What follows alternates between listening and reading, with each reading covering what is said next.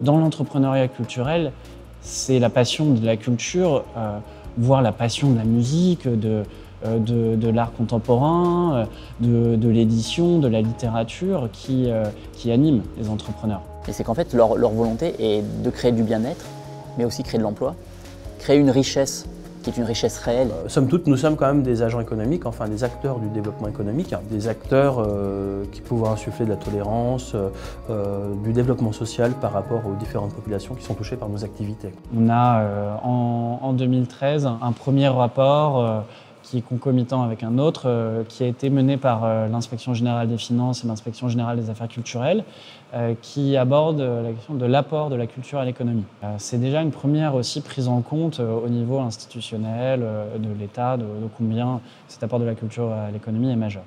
De reconnaître en fait cet entrepreneur à mi-chemin du social et de l'économique ou du business. Ça, c'était bien aussi pour ces entrepreneurs culturels. Dans des rendez-vous tels que ce forum Entreprendre dans la culture, c'est vrai qu'on est quand même à côté d'un nombre très important d'acteurs qui sont dans cette démarche, mais qui n'ont pas forcément les outils pour aboutir à la concrétisation de leurs projets. On avait affaire, on va dire, à une catégorie d'entrepreneurs particulièrement intéressante parce que pas forcément bien formés ou en tout cas suffisamment attentifs aux enjeux économiques et financiers, mais quoique. Mais par contre, on a vu des gens motivés. On a vu des gens en fait, prêts à défoncer tous les murs pour pouvoir aboutir les projets. Je pense qu'il faut être dans cet état d'esprit très proactif, très en recherche d'alliés, d'associés, de réseaux qui peuvent être des leviers de développement pour leur projet, leur entreprise culturelle. Mais ça a aussi montré le besoin d'être rassemblés, donc de favoriser au maximum des clusters, des pépinières et des incubateurs. Depuis l'année dernière, on a créé le forum Entreprendre dans la culture.